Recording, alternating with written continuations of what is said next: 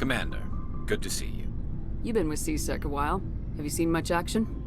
Well, not as much as you, but yeah, I've seen some interesting things. I bet you have. Anything in particular that stands out? I remember this Solarian geneticist I was sent to investigate. That case was a bit disturbing. What happened? Why were you investigating him? I was tasked with tracking black market trade on the Citadel. Most of it harmless, nothing I needed to pursue. But during the course of my investigation, I noticed an increase in the trade of body parts, organs mostly. We usually get a few of those, but not the numbers I was seeing. We weren't sure if there was a new black market lab or if some freak was harvesting organs from citizens. You've seen this before on the Citadel? Every so often, some lab sells unwanted parts through the black market, but they're not as bad as the psychos. I remember this one L-Corps diplomat we caught in my first year on the job. He was hacking people up and selling their organs. Had the station in a bit of a panic. But this case wasn't that clear-cut. Turns out there was more going on than we first realized. So how did you figure out what was happening? First, we got a hold of a sample and ran DNA tests. The weird thing was, the match led us to a Turian who was still alive and was very convinced he'd never lost his liver. After a bit of digging, I discovered this Turian worked briefly for Dr. Salion, the geneticist.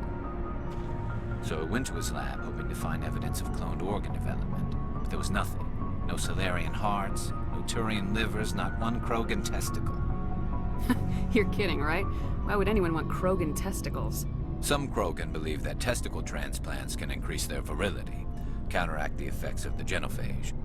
It doesn't work, but that doesn't stop them from buying. They'll pay up to 10,000 credits each. That's 40,000 for a full set.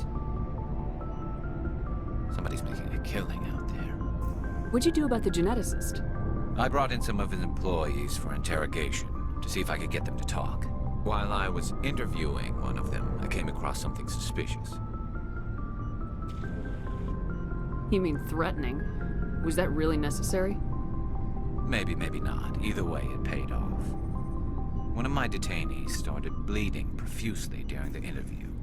We offered to patch him up, and he got frantic, freaked out.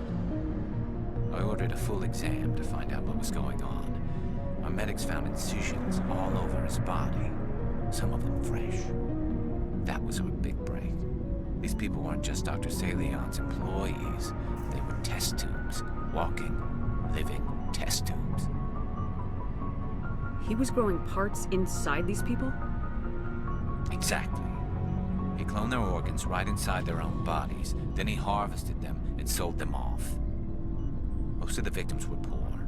He'd pay them each a small percentage of the sales, but only if the organs were good. Sometimes an organ wouldn't grow properly, so he'd just leave it in them. Most of them were a mess, but only on the inside, hidden so nobody could see it. I hope he got what he deserved. That's the worst part. We never caught him. Why not? What the hell happened? He ran, blew his lab, grabbed some of his employees, and headed for the nearest space dock.